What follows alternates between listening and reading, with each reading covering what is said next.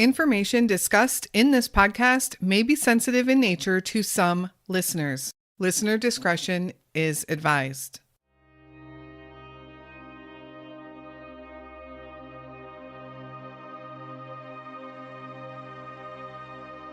Duane Murphy served as a lead technician for his company, a job that took him out of town often. Duane, the father of a little girl and one more on the way, didn't like being away from his family for so long, but he was a hard worker and he needed to provide for his family. In the summer of 2017, Duane left his home in Georgia on a work trip that took him to Laredo, Texas.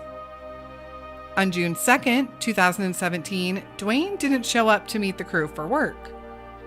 A couple of guys went to check his hotel room, found his cell phone and wallet, and called his family. No one knew where Duane was. The police would be eventually notified. It was quickly realized that the police had picked up Duane the night before for erratic behavior, which included screaming and running naked in the streets. Duane had been taken to a hospital for evaluation, but the hospital released him shortly after. Duane has not been seen or heard from since.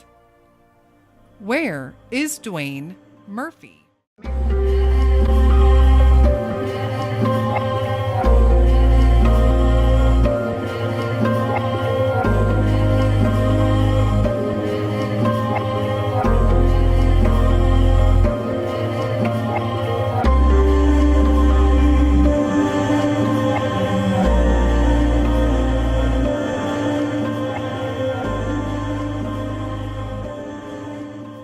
Hello, everyone, and welcome to a bonus episode of the Where Are They podcast.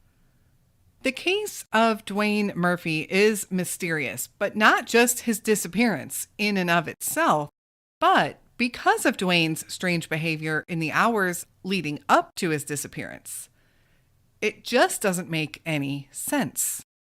This case is approaching the 5-year mark since Duane went missing. It's been far too long that his family, which includes 2 very young daughters, has had to go without having any answers. Duane is described as a kind man, the type of guy that would help anyone out who needed it.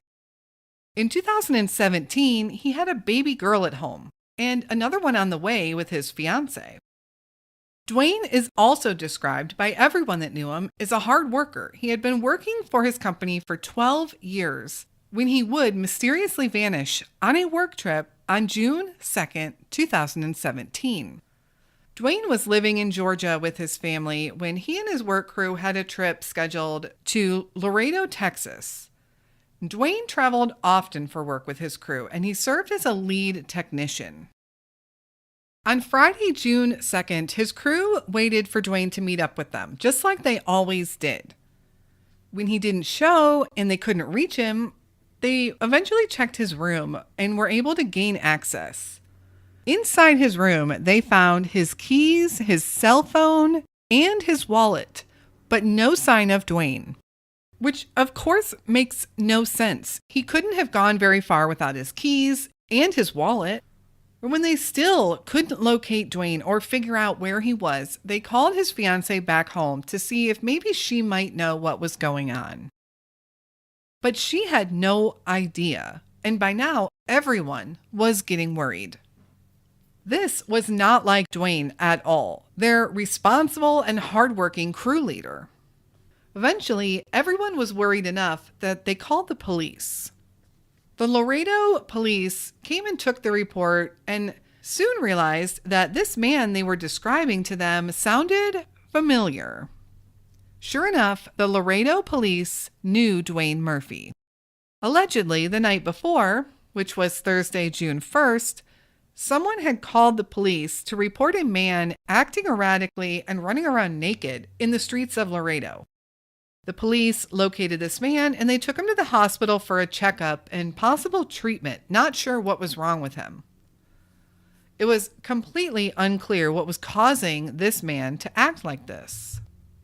When law enforcement made the connection that that person that they picked up the night before was the missing person report they were in the middle of taking, they called the hospital to verify. And they learned that Duane was no longer in the hospital.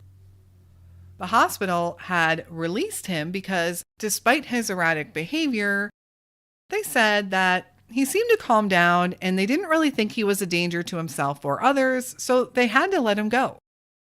Now, everyone was confused. This erratic acting man that was described to them didn't sound anything like the Duane they knew, the family man and the responsible team leader. It just didn't make any sense at all. Not only did it not make any sense, but where was Duane now? Why didn't he return to his hotel room after he was released? So the search for Duane began. Some of Duane's family members came into town and they hit the streets to look for him. They delivered flyers and they just talked to everyone that they knew. Some sightings did start to come in, but still they could not find Duane. Duane's fiancée started a GoFundMe to help raise enough money so she could stay in Laredo. She needed to find her fiancé, and this poor woman not only has a young child, but is pregnant with their second. Staying in Laredo would mean that she needed money for food, hotel, and expenses to go out and about every day. Authorities were baffled as well. Did Duane have a mental break? He was 39 years old. It was noted that he was a bit older than the typical age when a schizophrenic break might set in, but could it be something else?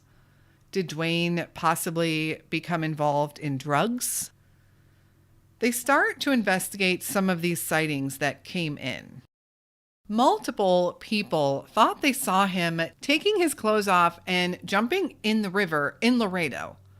When he came out of the river, once again, he didn't have any clothes on, and no one saw exactly where he went from there.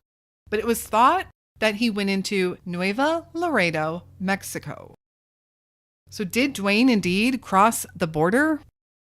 Law enforcement in Laredo alerted authorities over in Mexico, and the search for Duane now spanned across the border. He was specifically seen near the Gateway to the Americas International Bridge, which is also known as just the International Bridge. And the International Bridge is one of 4 bridges, vehicle bridges, that connects Laredo, Texas to Nuevo Laredo, Mexico. The bridge goes over the Rio Grande River. The Rio Grande River is a concern here. This river is huge. It expands over 1,800 miles, although the sightings did say that he exited the river with no clothes on. So again, we are left with the questions. Why was Duane, a 39-year-old father who had never exhibited behaviors like this before, why was he taking his clothes off and jumping in the Rio Grande River? This had to be either a psychological break or mental breakdown, or possibly drugs, neither of which Duane had ever shown signs of before. There would also be very little media coverage of Duane's disappearance, despite the very bizarre circumstances. He was seen alive, walking into Mexico, supposedly, and it's believed that he was alive in Mexico shortly after the time he vanished. Authorities have said that the sightings of Duane in the river and going into Nuevo Laredo, Mexico, have been confirmed. They are certain those sightings were that of Duane Murphy. But yet here we are, 5 years later, Duane Brian Murphy is still missing. Is Duane alive and well, living in Mexico? Did he maybe return back to the United States? Did something happen to him in Mexico? There have been no confirmed documented sightings of Duane since 2017. Duane is described as an African-American male, 39 years old when he vanished, and would today be 44. He is 6 foot 1 inches tall and weighed around 210 pounds in 2017. He has black hair, brown eyes, and Duane also has a tattoo of a cross on his upper right arm. Anyone with information on Duane Brian Murphy's whereabouts is asked to call the Laredo Police Department at 956 795 2904. Such a bizarre and sad story. Duane seems like a hardworking man who now has 2 young girls, one young daughter whom he never even met. Hopefully, one day, his daughters will know their father. Please share Duane's story, his name, his case, any way you can. We will share his photos on social media and his information. Please make sure you are following us over on Instagram at the Where Are They Podcast. We are on Twitter at Can We Find Them? And check out our Facebook page by searching Where Are They Podcast. If you have any feedback or case suggestions for us, please send me a DM or an email at canwefindthem@gmail.com. Thank you so much for listening to Duane's story today. I know there isn't much information out there, but he is still a missing man whose family misses him dearly. We will be back again next week with another unsolved missing person case. And until then, stay safe and hug your loved ones.